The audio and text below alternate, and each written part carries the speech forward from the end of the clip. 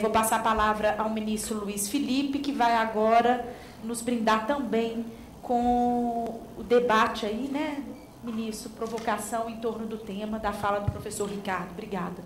Meu cumprimento a todos os presentes, já nesse final de seminário, vitorioso seminário, num momento muito oportuno, que traz a lume uma questão que efetivamente terá grandes proporções na sociedade brasileira.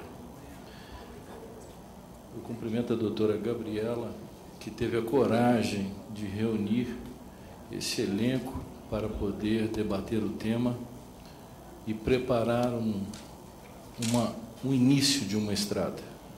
Ao doutor professor Helder, procurador, amigo, colega, que há muito tempo se dedica ao tema, acho até que foi muito modesto nas suas considerações, tinha muito a dizer. O professor Ricardo Antunes já é conhecido de todos nós, tem sido um verdadeiro baluarte, um farol nessa luta contra a terceirização desenfreada. Mas eu vou divergir dos dois em poucas coisas. Do doutor Helder, porque eu não sou otimista. Esse é o primeiro ponto. Do professor Antunes, já disse a ele, quanto à terceirização dos juízes. Não, mas não é pelo fundamento que vocês estão pensando. É porque nós já somos terceirizados para que os advogados ganhem o seu dinheiro e nós já trabalhamos para eles. Mas vamos entrar agora seriamente no tema. E tudo já foi dito sobre o aspecto jurídico, político, econômico, social, sobretudo pelos representantes dos sindicatos, juristas que já estiveram aqui, o sociólogo. O que me resta e que me deixa à vontade para dizer o que eu estou pensando sobre tudo isso nesse momento. Um pretensioso resumo do que tem acontecido, até porque uma das decisões do Tribunal Superior a respeito da terceirização, eu tive a oportunidade de ser o redator dessa decisão, que foi o caso dos eletricitários da CELC. Então, eu queria fazer um quadro, na verdade, para provocá-los, para deixar a reflexão. O que nós estamos discutindo aqui? Vou indagar para os senhores. Terceirização? Eu vou começar com um texto do professor Fábio Comparato e vou terminar com esse texto dele. E vou divergir e concordar, mais ou menos. Sabe o que nós estamos discutindo aqui para mim? Vou ler para os senhores. 4 séculos de trabalho escravo e de escravidão nesse país e os reflexos negativos na cultura brasileira. Desprezo geral das classes ricas pelo trabalho subordinado, em especial o trabalho físico. Prestígio das profissões liberais, consideradas ocupações próprias e exclusivas de classes superiores, o que levou o Brasil à consideração do doutorado acadêmico como título aristocrático. Preconceito racial. Os não brancos são considerados raças inferiores. Desprezo pelos pobres, o que leva à subserviência aos ricos, aos patrões e às autoridades. É isso que nós estamos discutindo.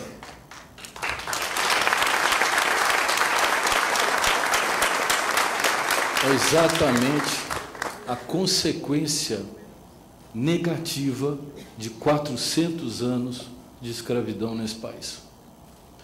Toda a luta social empreitada na Europa e trazida para o Brasil e consolidada em uma norma de proteção aos trabalhadores está prestes a ruir. Não sobrará nada a partir do momento em que estiver franqueada a terceirização. Todo o sistema trabalhista será desconstruído. E desconstruído por uma razão que me abalou profundamente nessa luta e nesse debate em torno da matéria. A mais absoluta falta de vontade do Supremo Tribunal Federal de ler o direito do trabalho. Todas as conquistas sociais, fruto de séculos de luta, todas vão ruir a pretexto de que a economia precisa de efetividade e produtividade. Qual foi o modelo escolhido?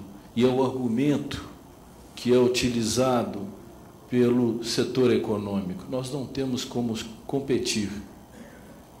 Bom, se o problema é competir, nós temos problemas estatais com relação a tributos, temos problemas de eficiência, infraestrutura, produtividade, até em termos de exportação.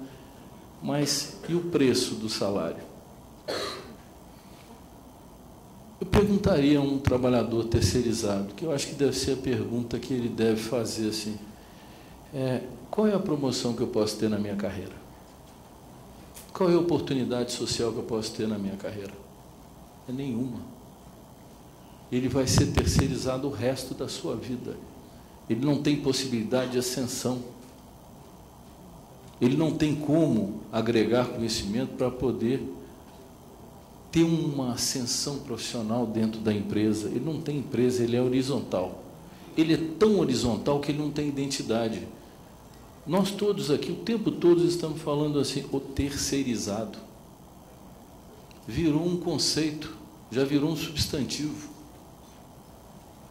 Nós olhamos dentro da empresa, já tem um terceirizado que faz a vigilância, a limpeza, etc. Ele não tem nome, ele não é um trabalhador. Tornaram uma categoria de invisíveis dentro do próprio local de trabalho. Nós temos invisíveis. Agora vamos retomar a história e talvez eliminar algumas falácias, e aqui eu estou falando já com toda a liberdade, já não é mais uma fórmula eminentemente técnica. O Tribunal Superior do Trabalho é contra a terceirização, que é o discurso que tem sido adotado. Li agora, a Magda me trouxe um texto do Estado de São Paulo, em que disse que aqueles que estão contrários à terceirização são xiitas, são radicais. Está no texto, está na leitura, é público, é para ler. Eu não estou dando nome, nem eu estou apenas me referindo ao texto.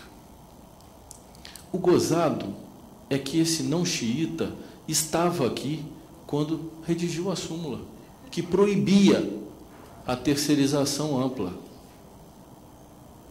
Quem assina redigiu a súmula. Devia ter a coragem de explicar por que não defendeu essa ideia antes.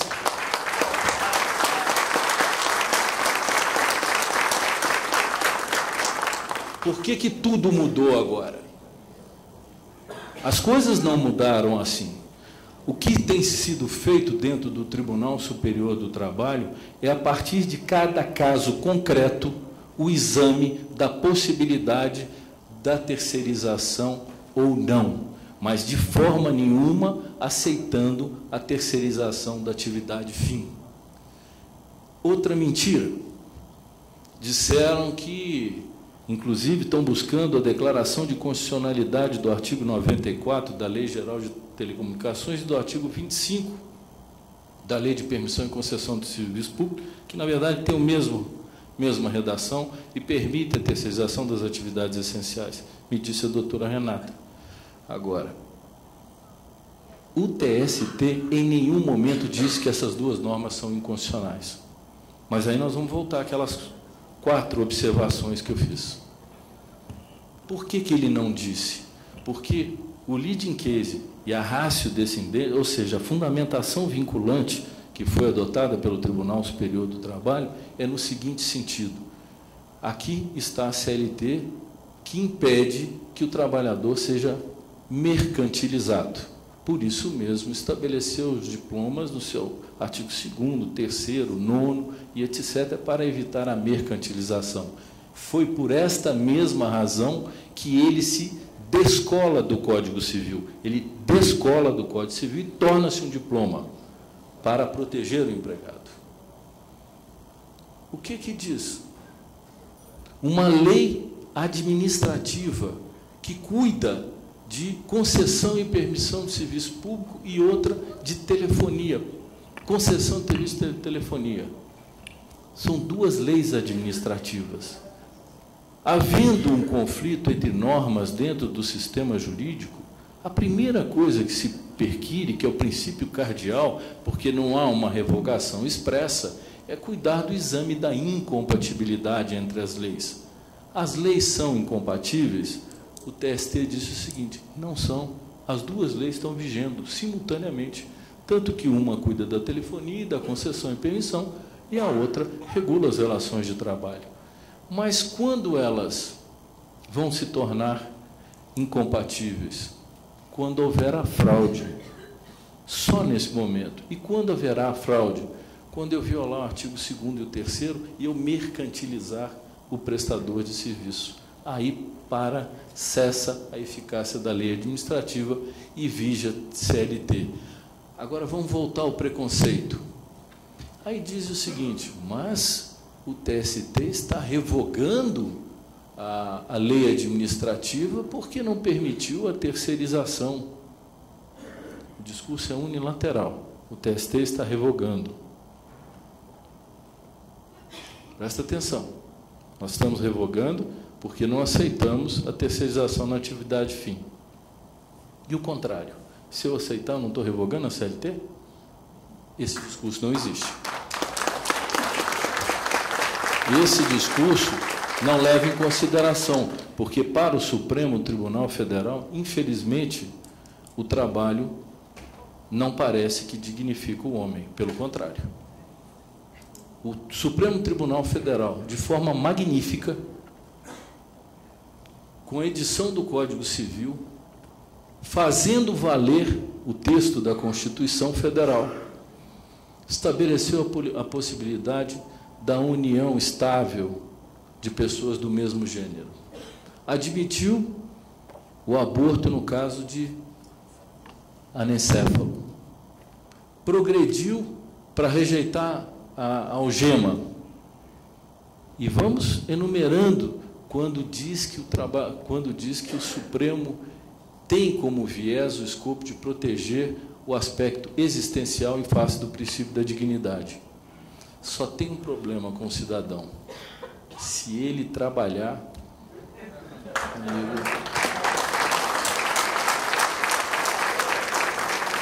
a centralidade do trabalho humano, me parece, não é. Estão achando que é um argumento duro, porque nós temos lutado bravamente para conciliar a Constituição Federal, a CLT e todas essas normas e preservar axiologicamente a dignidade da pessoa humana. Mas querem um exemplo? Vou dar um exemplo para vocês que a gente usa no dia a dia. Vamos imaginar que um órgão da administração pública contrate uma reforma do seu prédio. Pois bem, realizando a reforma, cai uma pedra lá de cima e atinge um cidadão que está passando. Esse cidadão ingressa na justiça e diz o seguinte: responsabilidade objetiva do Estado. Então você vai me reparar integralmente. Fácil, uma ação rápida, ele não tem que provar. Vamos trocar o exemplo: não caiu a pedra, caiu o trabalhador. Esse cidadão que foi atingido pelo trabalhador entra na justiça e fala: fui atingido, responsabilidade objetiva, você vai ter que me indenizar. E o trabalhador? Ele vai ter que provar a culpa da empresa por ele ter caído para poder cobrar da empresa, e diz o Supremo que não tem responsabilidade da administração pública porque ele citou e não tem a obra. Esse é o resultado. Essa é a pequena diferença do que nós estamos falando. Então, qual é a minha preocupação e qual é o meu desabafo nessa altura? Eu espero que o Supremo Tribunal Federal, após esse início, um tanto quanto eufórico, comece a ponderar aquilo que está em jogo, o que está sendo debatido. Porque os exemplos que o professor deu dessa empresa japonesa, Foxconn, ela é famosa. Ela está no Brasil, inclusive. Está prestando serviços aqui. Mas será que existe uma possibilidade de, a partir do conceito de dignidade, que é fundamento central da Constituição brasileira, uma Constituição cidadã, eu conseguir decotá-lo ao meio? Quer dizer, quando eu sou cidadão, eu tenho uma proteção, tenho uma interpretação ampla, uma interpretação de vanguarda do direito existencial. Porém, se eu trabalho, eu basicamente não consigo o mesmo resultado, muito embora eu seja um ser humano e esteja prestando serviço. Essa é a grande indagação que eu faço ao Supremo Tribunal Federal. Por quê? Se toda a história do trabalho foi de conquista social. Eu vim agora de São Paulo, num congresso sobre o novo Código de Processo Civil, ao lado estava vendo um congresso sobre a terceirização, mobilizando grandes juristas a peso de ouro para se prepararem para o embate no Supremo Tribunal Federal. E os senhores aqui estão aqui por idealismo. E nós também, por essa mesma razão, porque acreditamos que não se pode construir um país a partir do rebaixamento profissional do ser humano.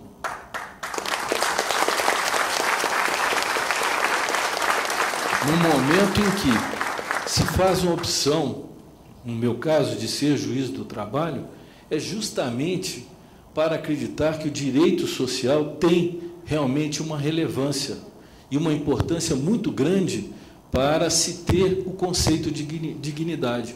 Eu não acho que dignidade é só ser, é preciso ter. É preciso ter e ter outras coisas além da acepção de possuir. É ter possibilidade de acessos. Democracia sem acesso é mentira. Não há. E nós, no Tribunal Superior, temos julgado permanentemente questões relativas à terceirização de ruborizar quem quer que o valha. Há empresas de terceirização, recentemente, que fornecem desde os prestadores de serviço de asseio ou conservação até pilotos de avião. Aí eu pergunto para vocês, o jogo não deu certo no parlamento, levaram para o Supremo, judicializado eles estavam, porque o TST editou uma súmula, nós não podemos negar, o TST estava participando do processo, mas vem evoluindo passo a passo, com cuidado, para poder não permitir uma devassidão com relação à terceirização, passo a passo. Não conseguindo êxito no Congresso, na aprovação de uma legislação que era imprescindível por uma razão, porque todo mundo está focando a terceirização sob o prisma individual do trabalhador, mas tem uma virada de mesa, uma puxada de tapete que está por trás disso, que é muito pior. É quando eu destruo o direito coletivo e acabo com os sindicatos. Essa é a puxada de tapete. É preciso, então, que a lei diga como ficarão os sindicatos. E aí o debate tem que ser legislativo, não pode ser o judiciário. Se querem sentar à mesa de negociação com vários sindicatos em face da terceirização, sentem-se com todos de uma vez, não com um de cada vez, cada um mais fragilizado que o outro. Se eu não regular a questão da relação coletiva num processo de terceirização, eu destruo um princípio basilar do direito do trabalho. Então, o jogo é muito mais grave do que se imagina. Permitir que se resolva a terceirização sem regulamentar o direito coletivo, um abraço. Agora, qual é a tarefa que nos cabe nessa altura? Eu vi todas as anotações a respeito das manifestações. Me resta uma mais atrevida. Todos os processos relativos ao embate sobre a lei Geral de Telecomunicações e sobre a questão da lei de concessão e permissão de serviço público, acredito que o ministro Zé Roberto tenha dito isso aqui, as reclamações constitucionais foram todas arquivadas. Todas estavam sendo arquivadas, a não ser uma, que aludia à possibilidade de reserva de plenário. Acontece que nós não tínhamos declarado a inconstitucionalidade, nós dizíamos que havia conflito, tanto que as demais reclamações analisadas no Supremo diziam o seguinte: olha, aqui não é uma questão constitucional, eles estão tratando de uma antinomia no sistema, um conflito de norma, está arquivada. De repente, em embargos de declaração, em planilha, é provido e dada repercussão pelo 5º 2 da Constituição Federal. Algumas pessoas aqui não são versadas da área, talvez não entendam assim, por que esse espanto com o 5º 2 da Constituição Federal?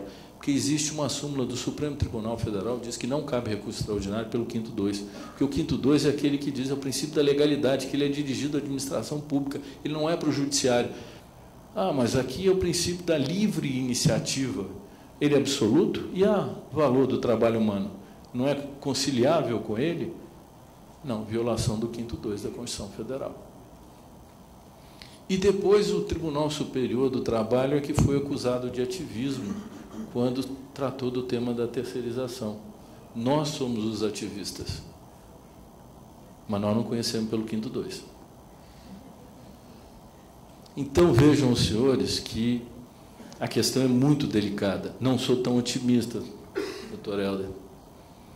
Também não sou pessimista. Eu acho que devemos defender o que achamos correto, porque a vida é exatamente isso. Nós não podemos fugir das batalhas justas. E esta é uma delas. E cabe a nós, o Tribunal Superior do Trabalho tem reiteradamente procedido ao exame cauteloso desses casos, fato a fato. E aqui é o último ponto, antes de eu encerrar, e citar o próprio professor Fábio. O Supremo Tribunal tem uma possibilidade no julgamento de dizer o seguinte: não, está mantido a súmula 331. Isso é uma possibilidade.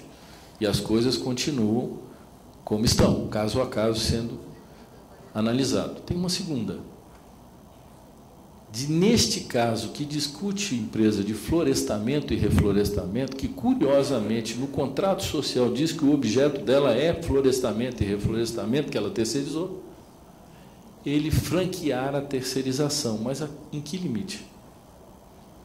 E fora do próprio caso concreto.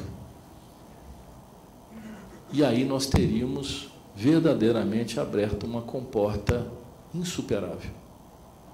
Agora, haverá uma consequência processual dessa comporta: a usurpação da competência constitucional do Tribunal Superior do Trabalho e da Justiça do Trabalho.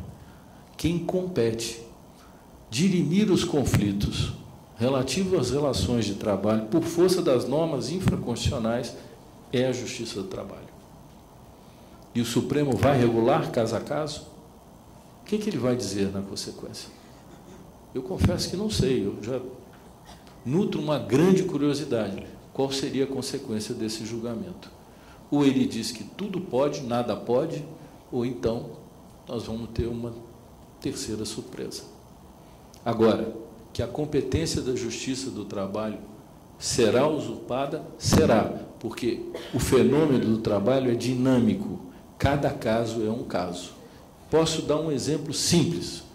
Na década de 90, nós tivemos o caso das empresas de processamento de dados, que se deslocavam do núcleo das grandes empresas.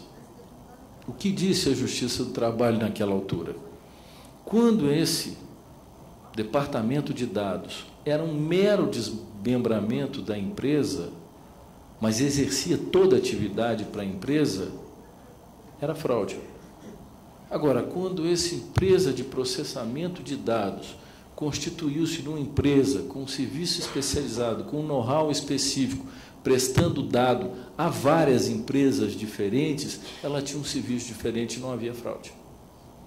Isso tudo vai ser ignorado nós vamos passar com uma decisão que vai ser uma vala comum para qualquer lado. Vejam a dificuldade. Como eu posso regular genericamente o fenômeno do trabalho? Só se eu disser, a terceirização está liberada. E aí, nós vamos ter que repensar totalmente o direito do trabalho. Totalmente. E aqui, fazendo essa deixa pessimista, que eu disse que era pessimista, eu vou ler um trecho otimista do professor Fábio Comparato. Eu comecei com ele e vou terminar com ele. Aqui ele está otimista, mas eu divido dele. E foi num artigo que ele escreveu para nós, numa obra, na revista do Tribunal, que era a conclusão de um trabalho do texto sobre, para não me furtar, proteção do trabalho assalariado no Brasil, professor Fábio Comparato. Isso no auge de sua maturidade intelectual. Ele disse o seguinte, vou pedir a paciência, já está acabando. Ele nasceu e desenvolveu-se, como assinalado, em estreita vinculação com o sistema capitalista, sob a forma de uma limitação ao poder empresarial, que sempre tendeu ao absolutismo. Acontece que o capitalismo não é apenas um sistema econômico, mas uma vera e própria civilização, isto é, uma forma de organização global da vida em sociedade. Essa civilização, a primeira e única de âmbito mundial em toda a história, já começa a dar sinais inequívocos de decadência e tende a ser superada a longo prazo por uma civilização humanista, na qual, entre outras características, o trabalho, em qualquer de suas dimensões, será efetivamente respeitado como inequívoca manifestação da dignidade humana.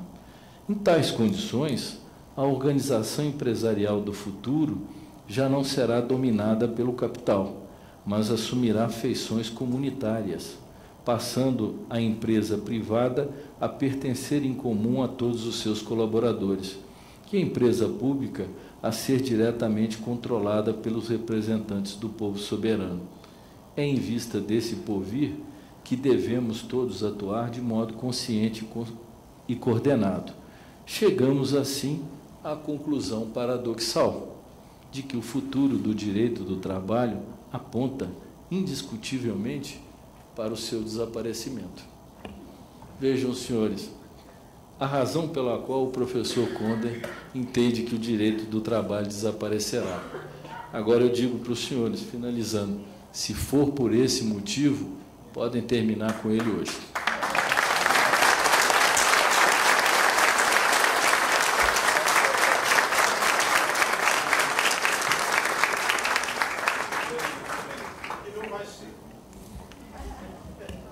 O que me impressiona é que nós estamos aqui com o ministro do Tribunal Superior do Trabalho, falando com coragem, com firmeza, botando o dedo na ferida.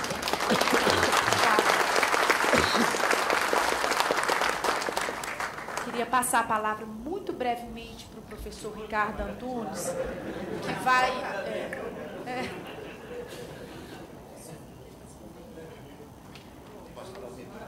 Você vai falar só um minuto. Não, eu acho que os dois comentários, na verdade, foram muito mais do que isso, né? Jogam para pensar que sociedade nós queremos. O trabalho que estrutura o capital desestrutura a humanidade. O trabalho que haverá de estruturar a humanidade deverá desestruturar o capital. É um imperativo do século XXI. A sociedade escravista, escravocrata, tem sequelas muito profundas, né? Eu acho que o que fica daqui é que nós temos que fazer uma campanha muito ampla. Sindicatos, todos os sindicatos deveriam organizar debates a partir de amanhã nos seus sindicatos, né? Por que não queremos a terceirização total e por que não queremos a terceirização? Porque, na verdade, impedir a terceirização total pode ser, por um lado, o Helder perguntar, para onde vamos? Para a sociedade da barbárie completa. Travar a terceirização da atividade fim pode ser o começo de uma luta contra a terceirização.